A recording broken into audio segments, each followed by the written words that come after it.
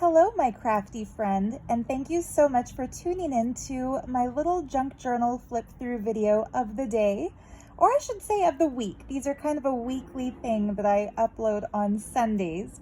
Regardless, welcome. I'm so glad that you've joined me here today. I have made a little book that is very close to my heart. Of course, all the books I make are close to my heart, but this one feels like it's reflective of my own life's journey, of kind of the path of pilgrimage that I've been walking throughout my adult life. And it's filled with things that I think are really beautiful and that I hope you find beautiful as well. So I've called this little book The Sacred Space, and the title might seem to imply that it's all about temples, like the temple pictures you see right now on your screen. But in fact, it's more about discovering the sacredness within each of us. And often when we find ourselves seeking something spiritual or mystical or looking for answers to life's many questions, we find ourselves drawn to these powerful places in the world where other people go in search of answers. Temples, churches, ancient structures. And when we're there, I don't mean to get all preachy in this video. That wasn't my intention. I swear I'll get to the flip through in just a moment. But hear me out. This was my inspiration for the little book. For me personally, I don't want to speak collectively for everyone, but when I've been to quote-unquote sacred spaces, like the beautiful temples of India, or a grand cathedral in Montreal, or Stonehenge, Avebury, Glastonbury, when I'm in those places, what really strikes me is not so much the awe and wonder of the splendor of the architecture, but the palpable feeling of amazement in everyone else around me. And it's kind of like when we're empathic to other people's feelings, that devotion or mystical wonder is kind of contagious. And so regardless of what you personally believe in, if you go to a place that's described as a sacred space with somebody who is devotionally drawn to be there, or somebody who's a true believer of that tradition, you start to believe it too. You start to feel it too.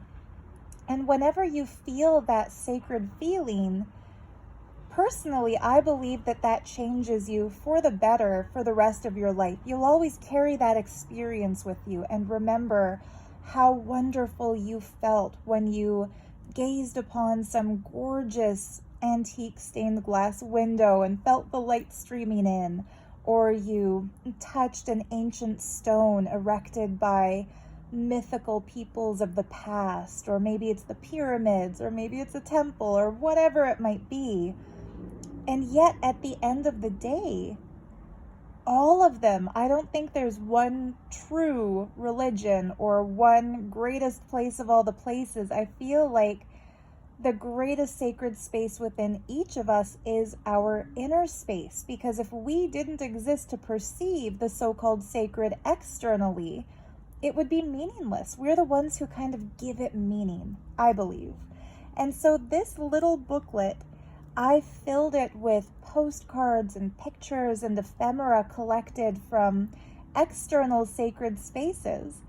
But the intention is, by bringing all of them together in one place and not making the book dedicated to just one religion or just one tradition, it should spark within us that realization that it's sacred because we make it so. And I hope that the pages of this little book will become the place in which you, whoever might choose to pick it up from my Etsy shop, can write down the sweet emotions that you feel, or the awe, or the wonder, or the quest for that awe and wonder that you live through this life, and be inspired by the kind of eclectic collection of world traditions that I've put within it. Okay, so like I said, I promised I'd get to the flip through. It's only taken me 5 minutes of talk before we reach there. Some of you might have skipped that. That's also fine. But yeah, this is the book that I call The Sacred Space. And I tried to make the cover and the book jewelry emblematic of that, represent that. So the cover is made from a piece of beautiful pink sari. I left the back really unadorned because the fabric kind of speaks for itself. It's just so gorgeous. And then on the front, I've made a pocket out of a strip of sari trim and stuffed that with some sacred pictures. Before I pull those out of the pocket though, I'll take the removable tassel here and show you the boho beads I made for this little guy. So the boho beads are each attached to this bull pin using bulb pins. So these can be taken off and used wherever you want to pin them. You could even wear one of these as a pendant. So yeah, they're made out of sari trims that I've glued to a tube of paper to make a bead. I've put some turquoise on either side of this one because turquoise is one of those beautiful gems that has been used for prayer beads and devotional worship in multiple cultures across the planet. So First Nations people of North America famously use turquoise. And you also see it in a lot of traditional Buddhist jewelry, whether that's prayer beads, malas, or carved as deities. And then hanging from that one is Ganesha, the elephant-headed Hindu god who is believed to be the remover of obstacles. And if you've seen my other videos, you'll know that I like to put Ganesha on a lot of my books because I feel that invoking his energy will remove any creative blocks or any obstacles towards writing that people sometimes feel if they have writer's block. So the other boho bead I made by gluing a bunch of different trims to a paper base and then capping it with these little brass bead caps. And then I stuck a gorgeous handmade inlaid Tibetan style bead made by craftspeople in Nepal. So it's not real turquoise, it's some kind of ceramic made to look like turquoise, but it really is pretty. And the symbology here is a conch shell. So the conch is blown to call people to meditation and prayer. And I thought that just perfectly fit the theme of a sacred space. And then from that, I've dangled the sacred Om, which is the primordial syllable, believed in Eastern tradition to have kind of sparked the Big Bang. It's the original sound. And then on a little paper clip, there is a tassel in the saffron color you see worn by many monks and renunciants throughout the East. So that you can take off and clip it to a page within the book, use it as a bookmark, or leave it on the pin here as a decoration, like I've done. So stuffing the front pocket, I first put a postcard that I actually bought myself at the Chamundeshwari temple in South India. And I absolutely love this postcard. It's really cool. You could actually send it in the mail. So I left it fully intact. I was tempted to glue a bunch of pretty fabrics and trims to it, but I thought, who knows, maybe whoever buys this book would like to mail it and use it as an actual postcard, or you could use it as a journaling card. So for example, writing your name, the date you started to fill this journal, the intention that you have for this little book, what you hope to experience by exploring yourself through the writing process, whatever. But yeah, I was tempted to glue this bunch of little sari trimmings to it just because I like the look of a boho over-adorned maximalist kind of a fabric journal. But instead I glued magnets to each side of these little fabrics. So yeah, it's the best of both worlds. You can kind of decorate this postcard but still keep it intact as a postcard. And then the other thing that I stuck in that front pocket is a picture of the goddess Saraswati. So in the tradition of Sanatana Dharma, she is the goddess of wisdom, learning, music, and the arts. And she's especially invoked by anyone who is a student. So perfect if this is somebody's back to school journal. And she's also praised by dancers and creative types of all kinds, artists, musicians, composers. You see her playing the veena, which is the representation of celestial music. She's holding a strand of pearl prayer beads. She's dressed in white, which represents the purity of a blank canvas. And see how her veena has these strands of pearls with tassels decorating it on each end?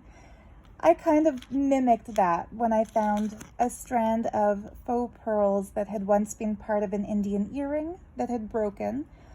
So again, if you're one of my regular viewers, you know that I love to incorporate pieces of broken jewelry into my books because it kind of gives them a second life. I added to the tips of these some real little mini rose quartz beads. Rose quartz is the gemstone of the heart, of love, of compassion, and really the heart is, I believe, the source of our sacred sentiments. So again, the sacred space found within could be the heart. And I collaged some sari scraps to this, inked the edges to make it look antique, and added a couple more pretty little trimmings to the back. Those are not magnetized, they're actually glued on, so she'll stay intact for you. And that's it. Now we can open up and see what I put inside this pretty book. I should explain the closure is a strip of sari fabric. It's faux silk, so this is all totally vegan friendly.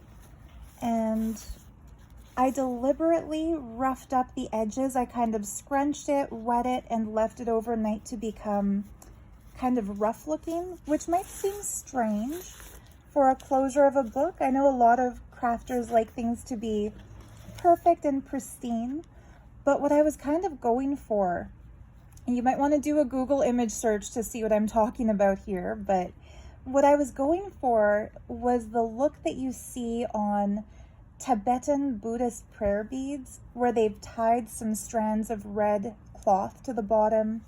And yeah, I feel like I achieved the look I was after. It has that same kind of rough, loved appearance. You know, the more frayed the edges, the more often you know somebody has used that strand of prayer beads, or the more often you feel, yeah, you've entered the pages of the little booklet. So yeah, that's brings us to the front. The cover is lined with this beautiful handmade cotton khadi paper from India. So it is artisan made, kind of in the traditional woodblock print style. So the red paper base has been stamped first with the gold and then with the black line work. Really pretty paisley. I didn't want to glue any kind of heavy fabric pocket to it to cover up the design, so instead I glued some sheer purple ribbon. And inside that pocket, I put this picture that I salvaged out of a Victorian scrapbook, just because the look on this girl's face reminds me of the awe that we get when we gaze at something beautiful. And I love that she's outside in nature. She's obviously gathering flowers in her little apron. And nature, I think, is the original sacred space. It's the space where we feel the most connected to the elements and to our ancestors and to the planet, which has given us life. So that picture could be, you know, I notice a lot of junk journal artists like Luna Rosu and Mrs. Cog, like a lot of the journal artists who I really admire create an entire story behind each journal. Amity Bloom would be another one. And so this was kind of my ode to all of them, my way to kind of follow in that tradition of imagining that maybe this girl is the seeker who's gone on the path to visit all of the spaces and all of the places represented throughout the journal. Or she could be like an ancestor, a grandmother whose curiosity about the world has inspired the travels of the person who writes inside these pages. So yeah, she's kind of the embodiment of the look I'm going for when it comes to that mystical curiosity that leads people onto a pilgrimage to explore these kinds of sacred spaces. The other thing that I thought was symbolically fitting about her is that traditionally when we'll visit a sacred place, we'll bring an offering of flowers. And this is something we see kind of across the board in every world religion. So I imagine she could have gathered these blossoms to make an offering to whomsoever she may be inspired to connect with. So yeah, the back is just the back of whatever Victorian magazine the picture was cut from. And this is an original ephemera piece, so that is from the 1870s, which again I feel gives the book that wonderful feeling of authenticity, having some original elements like the original postcard, the original Victorian picture. The first few pages are strips of linen paper that I've coffee dyed, done some stenciling on. This one I stuck a print that I made of a Nepali stamp that shows Ganesha inside a temple. And then on the back, I made a little tuck spot, sort of a belly band, out of a piece of paper that I had copied one of the pieces from Medieval Mirage onto. And then inside that, I made a little tiny origami envelope out of this really pretty astrology themed paper. I love that space theme. And in here, I put a set of 12 copies that I made on linen paper of the 12 zodiac signs represented in traditional art from India. This was actually a set of stamps I bought from India that feature the 12 zodiac signs. And I thought they were just so cool. I didn't want to glue them down. To decorate the pages, I kind of like keeping them as a set. I'm trying to show you. There's mine. There's Sagittarius. So once you get the book, you can do with these whatever you like. You can use them as teeny tiny miniature journaling cards and actually write on the back of each one. Maybe write the names of the people you know who are that sign on the back of their represented astrology sign. Or you can use them like little stickers and just using a glue stick or something, glue them down to whatever page you want to decorate. But yeah, you get the full set tucked inside, like I said, that little astrology themed origami paper envelope. Oops. Yeah, when I find where I dropped that little paper clip, I'll clip it back in place. So yeah, this page is from an art history book. It's an image of a beautiful traditional South Indian temple with some sari trim beaded flowers decorating the side. On the other side of that page, I made a pocket out of a print of an antique book about jewelry.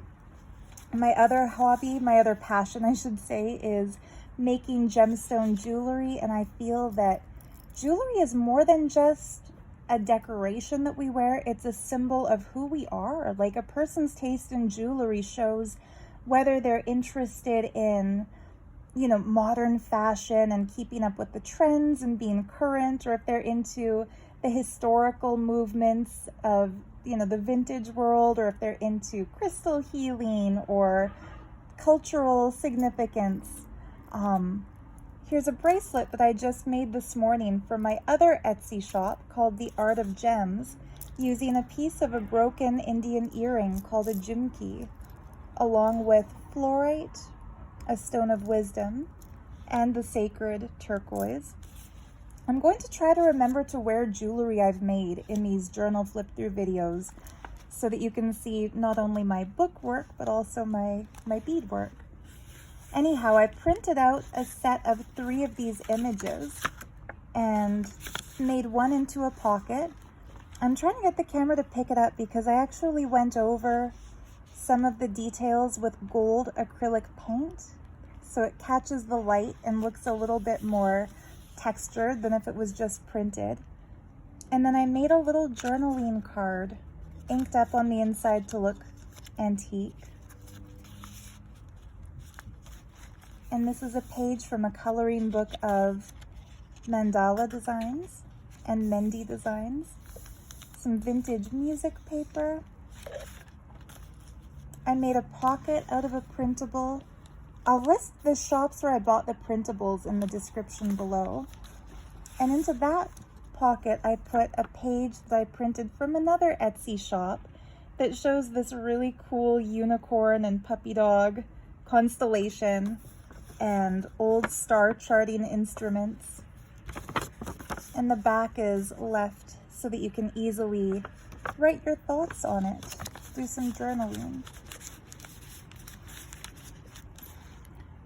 Little pretty snippet of some sari fabric. This is a printable page showing an ancient Buddhist temple art. And then I made a cool little ticket by taking just a disposable ticket and then collaging onto it a piece of a Buddha that came from another art history textbook. And then I just gilded the edges with some gold acrylic paint. So you can use that as a tuck spot or just keep it as a decoration for the corner here. This page is a pocket on some grid paper where I stuck a train ticket from Nepal, which is filled with ancient, beautiful, traditional temples. The country, not the train ticket. I made another little origami envelope out of some mandala paper, and into here I put a packet of temple vibhuti that I actually got while doing my own wanderings in India. You see the beautiful picture of the temple where it came from on the back of this little envelope pouch. This would be the guru who founded that temple. I'm sorry I can't read Tamil, so I don't know who he is or where this temple is. I went to so many that it's hard to remember specifically what came from where, but that's a little piece of sacred India for you. And if you sniff it, it actually smells like an Indian temple because vibhuti, which is like the sacred ash worn as a symbol that our physical body is not our identity. It's just the vessel through which we express our identity in this lifetime. And you see, especially the Shaivite Hindus will wear that on their foreheads. It's not just a sacred ash, it's also filled with sacred fragrances. So really cool essential oils, and you can smell what an Indian temple smells like. And then this is just a beautiful picture of a gemstone chalice that I cut from an art history textbook, crumpled up, grunged up, inked up to make it look old. And I thought that could be something found by the seeker on the pilgrimage that has, who has filled this book with cool things that they found along the way. The pocket is made from this cool William Morris print that I printed out onto cardstock, but then I made a little strip booklet out of some pretty sari printed paper. And I stuck a little piece of sequin sari fabric right onto it as a tab. And then inside the little book, I put some hand-dyed using coffee and snippets of colorful paper, bits of tracing paper. And for the ASMR people out there, that crunchy sound is supposed to do something. I don't respond to ASMR, so I don't know exactly what that does, but I always try to include lots of different textured papers. So the book has a lot of different sounds when you flip through it and a lot of different feelings when you touch it. So yeah, the other side of that William Morris print. And I made that into a cool little extra booklet attached to the booklet. So there's lots of journaling space here for writing and collaging and recording your feelings.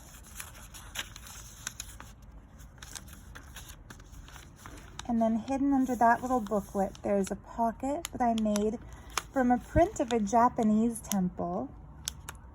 And this is the actual size of the little temple souvenir picture. It's really, truly mini like that. I copied that onto cardstock and inked the edges, made it into a little pocket. And into that pocket, I put a Japanese lucky money turtle. So I can't read Japanese, but I'm told that these characters describe the manifestation power of the turtle. And it's believed that putting this into your wallet will attract more cash. So, I mean, sacred spaces aside, who doesn't want more travel money, or in my case, paper money? Not paper money like dollar bills, but paper money like money to buy pretty papers. If you're watching a junk journal video, I'm sure you understand that. So yeah, this next page, there's a tuck spot made from a sari trim embroidered purple rose, and I tucked a printable page from a really cool new Etsy shop that just makes gorgeous printables. I forget the name right now, but I'll link it in the list below. But yeah, she makes these beautiful cherry blossom Japanese papers. And I bought her set of printables specifically because one of my cousins loves Japan and loves cherry blossoms. So I plan to make her a little Japanese themed journal. But in the meantime, I couldn't resist printing some out half-sized to include in this booklet. And it just looks so gorgeous. So again, a sacred space could be a flower garden. And I love this traditionally dressed Japanese woman playing a flute. She is so stunning. And then just more medieval mirage background paper on the back. So great for your journaling. I made a pocket out of a picture of the world tree. This was funny. This was, you know those catalogs they send you? Or I don't know if you get these too, but my mom gets catalogs for like random knick-knack things, usually around the holidays. And she saves them for me because sometimes they have pretty pictures in them that she knows I'd like to cut out and put in a book. So this is actually from a catalog that sells these wall hangings, but I thought it just looked so gorgeous. And so many meditative cultures in the world have stories of the wise sage sitting under a tree to meditate, and an epiphany strikes from, who was it? Sir Isaac Newton, who sits when the apple hits him on the head and he understands gravity. That's kind of like a modern true story, kind of a myth of sitting under a tree for inspiration, to the story of Siddhartha Buddha, who sat under the Bodhi tree and realized enlightenment, to Lord Shiva, who sits under the banyan tree and his tears fall as the Rudraksha and grow into the Rudraksha tree. Just trees have such cool sacred stories all over the world. Or the olive branch of peace. Okay, I'm not going to list literally every sacred tree. I think you get the idea, but I felt it was cool to include that. And then into the pocket, I put a banknote from the Kingdom of Bhutan. It'll help if I hold it right side up. And I thought this was worth including because the palace is built like a Himalayan temple. And it has these cool dragon images on the back. And the chakra, the symbol of the Dharma wheel. I actually found these on a local Etsy shop. I'm working on a book with a dragon theme. So one of these will go in that book too, because Bhutan is called the Kingdom of the Thunder Dragon. How cool is that? And I also put a print that I made of Indian stamps that I printed onto linen paper. So it has a really cool texture, great to journal on the back, or you could use it in your collage. And it has items that would be used in traditional worship. including the kamandalu, the water pot, the deepam, the little oil lamp, an image of Nataraja, Lord Shiva as the eternal cosmic dancer. So like I said, all kinds of pieces representing all different world traditions. Let's put that in this way. I think this way is prettier. There's the inside of a mosque. There's an image of India. And I stuck to the top of this printable an actual vintage stamp that shows the country of India. So I thought that was kind of a cool mirroring kind of an effect. Some blank pages for journaling, another sari trim tab, another piece from that beautiful Japanese printable set, some fans on the back. This gorgeous, gorgeous vase here is another piece that I salvaged from a Victorian scrapbook. It was super ugly, guys. Like when I first found this image, it was covered in like white gucky stuff, and I thought that somebody had either like torn strips of the image off or maybe like spilled a bottle of whiteout on it or something. So I watched a YouTube video about how to salvage, dirty, gross elements out of Victorian scrapbooks. And I found a video showing to soak them in water for a couple of hours and then just gently rub the paper between clean fingertips and then lay them flat to dry and then press them between books to flatten.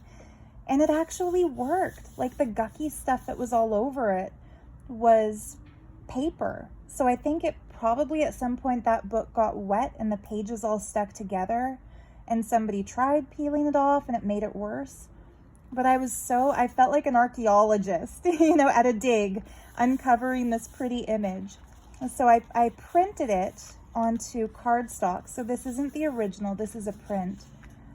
Because the original is really fragile. I don't think it would hold up as a pocket. But this will, because it's heavy duty paper, cardstock paper. And then I gilded the edges with acrylic paint to give it that cool 3D look. And I made that into a pocket stuck to this, I think it's Japanese, but it could be Chinese, antique paper that I found at a local antique shop. And into the pocket, I put a print on linen paper again of another stamp that I bought in India. And this stamp shows kind of a commemoration of the diplomatic relations between India and Japan. So there's the Kathakali dancer on one side, which is like a Keralite traditional dance. And then a kabuki dancer on this side, which is a traditional Japanese theater dance. And I thought it was so cool, not only how similar the emblems for each looks and the characters and the masks for each looks, but also it fit my theme so perfectly. How this book is honoring different traditions from around the world. And I just so happen to have kind of a majority of Japanese themed and Indian themed things. And so yeah, that fit really nicely, I think. Beautiful architectural illustration of a cathedral from an art history textbook. More of that tracing paper that I dyed with coffee. Onto that, I just put a folded over print that I had made. Oh, I'm so bad with remembering the names of the Etsy shops where I buy my printables, but I will link her in the bottom. And isn't it pretty? It's all architectural elements, design elements that are just so beautiful. They look really good printed. And then I inked the edges of the back to make it look more antique. Tailor-made journals. I think the printable site was called Tailor-Made Journals. Correct me if I'm wrong. Like I said, I'll put it in the description below.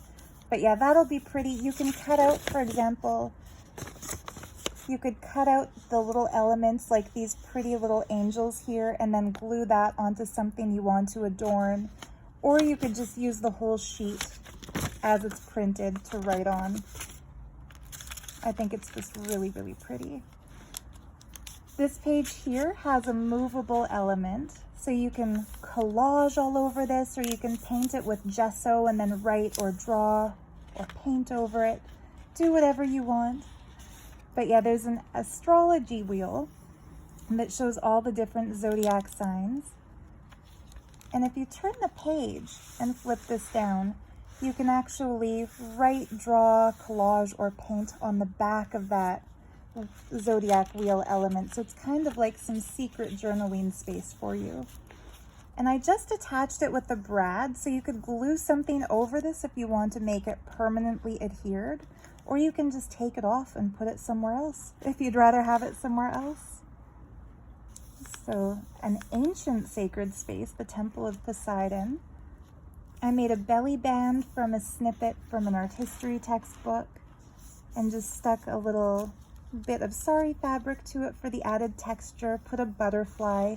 Butterflies, of course, represent transformation, and my intention by putting a butterfly into the book is that we are transformed every time we meditate or pray or gaze at the stars in wonder or enter an ancient monument. And underneath that belly band, I stuck a picture of Manjushri, so a public domain image, really beautiful antique art. The back has a print that I made of one of my hand-dyed papers, edges inked to make it look ancient. And then the center fold for this little book is the Great Stupa in India, a beautiful example of Buddhist architecture. So the beads dangling from the center are Rudraksha seeds, which are described as being the tears of Lord Shiva, and they're used as prayer beads in both traditional Hindu and also in Buddhist practice. And then this one has a little tiny Rudraksha, a slice of coconut shell, and a piece of turquoise. And I think they just look good, you know? Spiritual energy aside, don't they just look cool next to the stupa? They suit that art, I feel. And so the other sides of these book pages, the other side of that dyed crinkly tracing paper, I made a little tuck spot out of this embroidered sari trim, and then I stuck an image of the Oracle of Delphi sitting on her beautiful throne. And then the back is just plain, but the edges are inked for more journaling space. Oops. The other sides of these pages. I love this image. This is one of my favorite of the Japanese temples.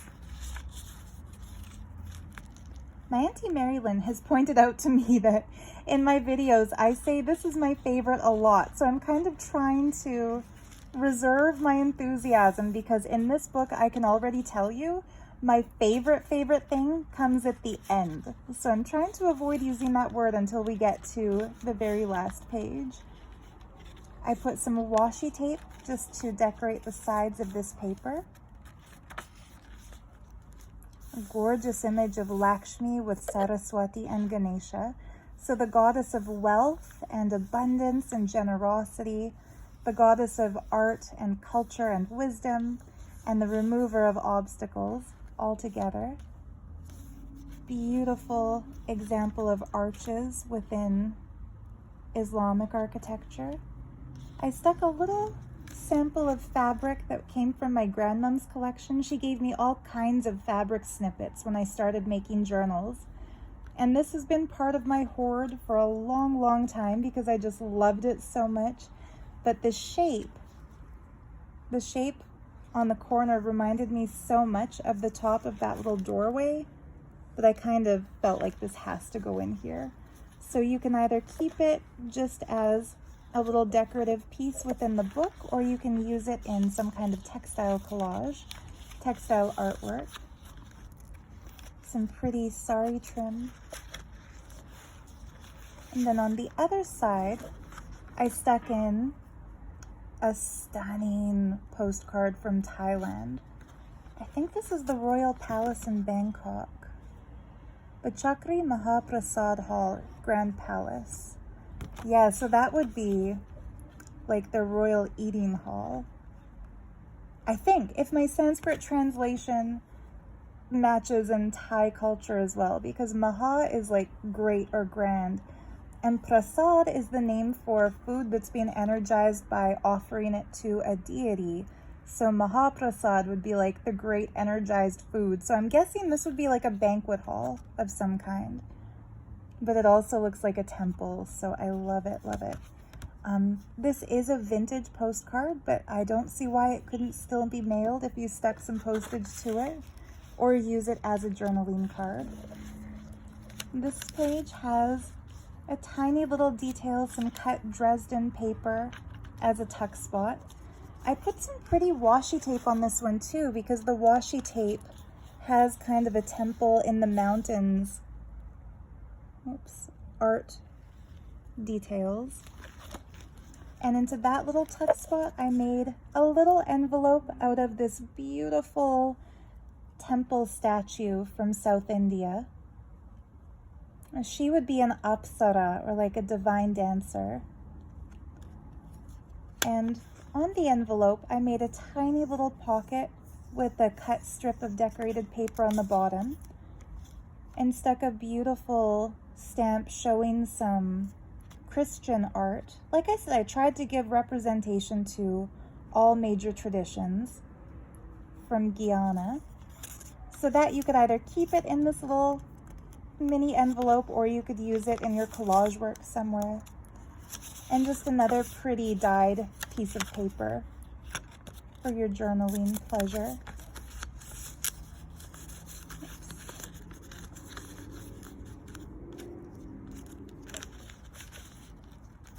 It used to annoy me when I would watch journal flip-throughs and the journal artist is like fumbling with the papers, but newfound respect to all of them, because it's hard to do things like this when instead of looking at the book, you're looking at your phone screen to record. Anyhow, yeah, I just love that washi tape with the temples, the stupas. So to this page, I clipped a fun little booklet that I made. Oops, I put something on the back too, so we'll get to that. More of that William Morris print cardstock. And then I put some sari fabric to decorate the top. That opens up, and I've lined it with some vintage dictionary page showing the prism.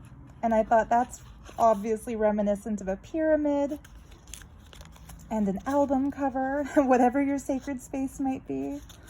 And then I put a collection of 3 more of those cool Sri Lankan train tickets inside, attached with a brad so you could easily take them out and use them as ephemera pieces to decorate pen pal letters or journal spreads or whatever else. And when they're fully bent down, you can use that for journaling space. And you can also use the backs of these for journaling space. I wish you could feel the texture because they're very thick. Like, these are not paper train tickets. They are definitely heavy-duty cardstock train tickets. So again, adding to the collection of different textures and papers throughout the book. Another pretty Buddha printable. And then this is another souvenir that I picked up when I was actually in India. So this would have been handed out to people who go into the temple. This would be either the guru who founded this temple or the current head priest of the temple. I'm not sure, I don't remember specifically. But it's a temple to the goddess Raja Rajeshwari, who's like an embodiment of all the goddesses, all the devis. If you don't want to keep a picture of a man who is a guru who you don't really know whether or not he's trustworthy, because I've become a little bit dubious about whether or not to believe in so-called holy people. No offense to him if he's a good guy, I don't know. But if you'd rather just keep the image of the goddess, this could be easily cut out, or you could fold it in half, make it into a mini book collage over him if you choose to. The back is blank, I just kind of inked it to make it look a little bit more antique.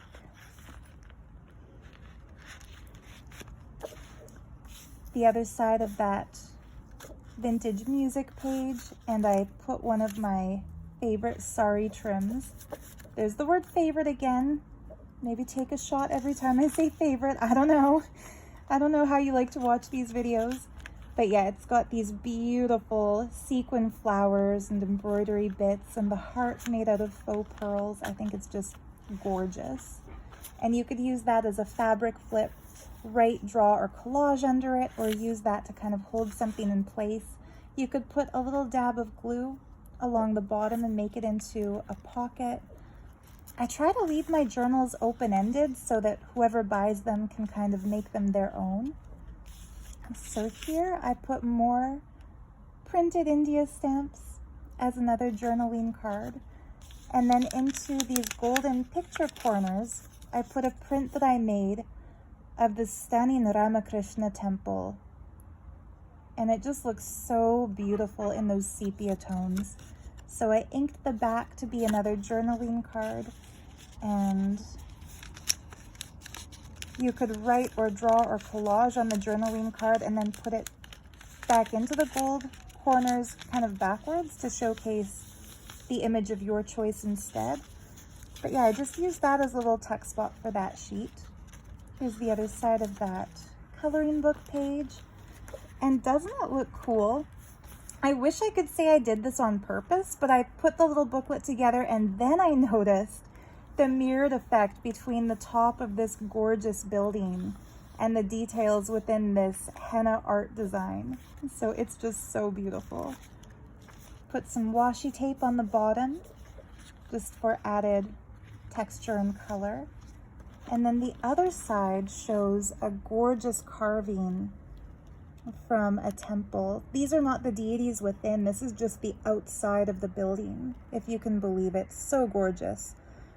I'm reading the book as I talk. So the Brihadishwara temple in Tanjore, and it's Shiva and Vishnu. Really beautiful. Okay, and that brings us to the end of the book. So the other side of these little coffee dyed strips. And then this is the thing that I was telling you earlier is my favorite thing within this book. And really, this is my absolute favorite thing within this entire little booklet. It's a book made from a pilgrimage path in Japan where pilgrims do a circuit to look at 33 different temples to the goddess Kuan Yin. Not the goddess, the bodhisattva. So she's I think she's the only primarily female enlightened Buddha or bodhisattva, near Buddha, in the Buddhist tradition. And so she's like their equivalent of a mother goddess. And it's just such a cool little book. So I actually bought the antique book from a shop in Japan, and it arrived. It's so cute. These are original pages from that book from the 1850s. So it's the Edo period of Japanese culture. And I took the book apart because I specifically wanted to preserve the pictures of Kuan Yin. I'll be adding them to my personal journal just because goddesses and feminine energy, symbols, figures of enlightenment mean so much to me personally. But I wanted to share some of that, especially in this little journal dedicated to the divine inner space. So yeah, I took this as one of the pages, and then the back cover is another page from that actual book. So this is historic, antique Japanese rice paper that's being hand printed using a woodblock print method. And I sewed it to bind this little booklet together using the holes that were already punctured within the paper. And then I tried my hand at Japanese bookbinding. And then the bits of string that were dangling down, because I don't know the secret to Japanese bookbinding where you hide the string within the pages. So I left them dangling and then decorated them with beads. So silver, gold, and a glass pearl. But inside, I actually copied all the pictures of Kuan Yin that were in that booklet onto gorgeous mulberry paper. So they actually look really authentic, even though the picture pages are pages I printed myself on my home printer. But because they're printed onto handmade paper with actual little flowers and leaves inside, they very much feel the same as the actual antique Japanese paper.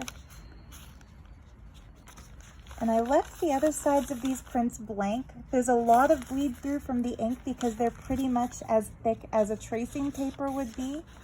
So you can either collage something there to write on it, or you could write and draw on it and just let the bleeding happen. Or you could do what I would probably do with this little book and just keep it as a collectible item. For those of us who are into paper, just keeping little things like this is a really enjoyable collection kind of a hobby. I think there were only 6 illustrations, but each one shows her differently in different poses and postures, and I think they're all just so stunning. That's the last one. And then that actual paper.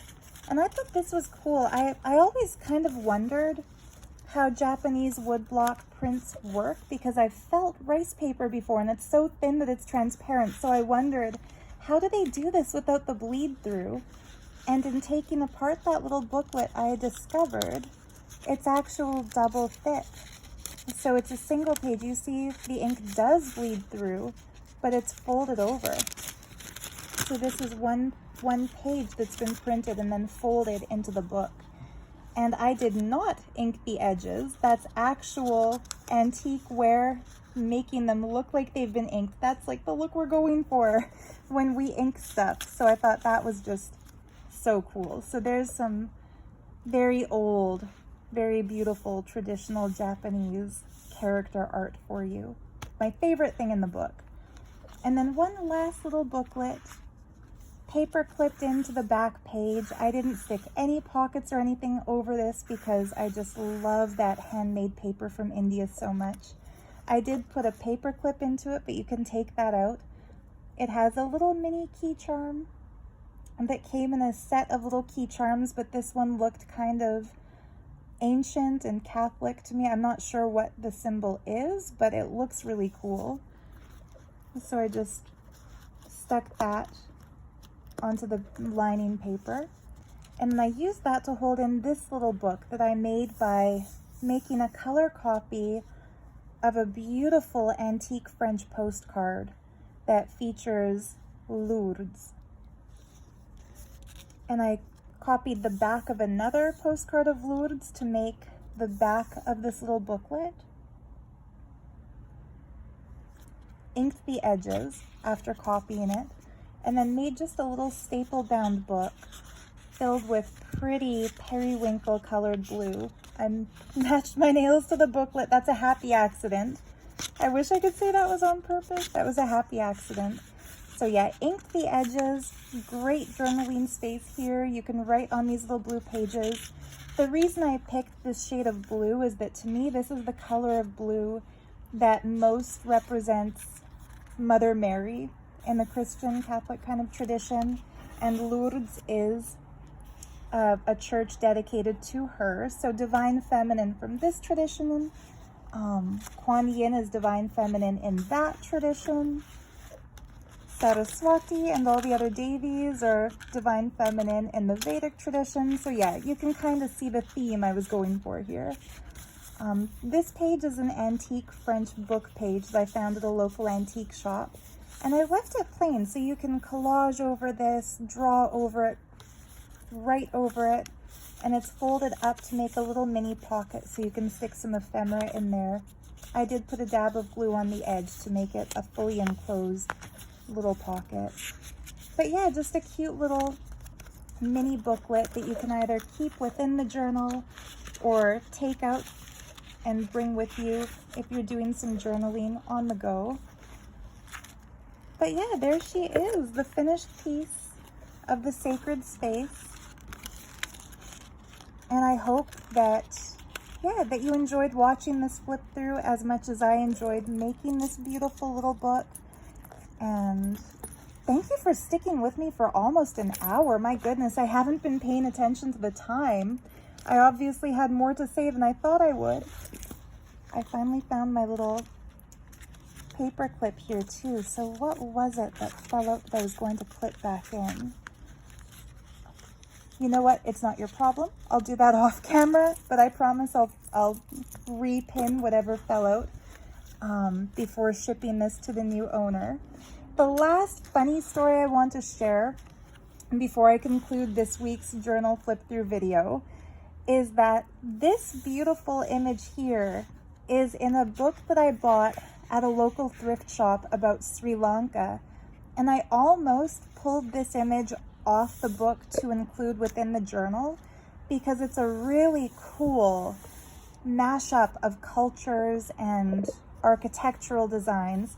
It's actually a Buddhist temple in Sri Lanka made in a traditional South Indian Tamil kind of a temple architecture style, but with Muslim inspired domes. And so it's a really cool amalgamation of three different traditions: Hinduism and Buddhism that came out of Hinduism, and then Islam that kind of invaded Hinduism. But it made a really beautiful building, kind of combining those three traditional architectural styles together. And just before I ripped this picture right out of the book, I bought this book for $2. I love thrifting for books to kind of use as pages within journals. I just had the thought that maybe I should Google the book before ripping a page out of it, because it has tons of beautiful art, like lots of photography, but also really beautiful images of Buddhist art and Hindu art. There was a picture of Shiva as Nataraja in here somewhere that I wanted to pull out to frame and to put on my wall. But yeah, I Googled the book first and found out that it's rare, it's out of print, it's made by a Canadian artist, and it's worth about $400.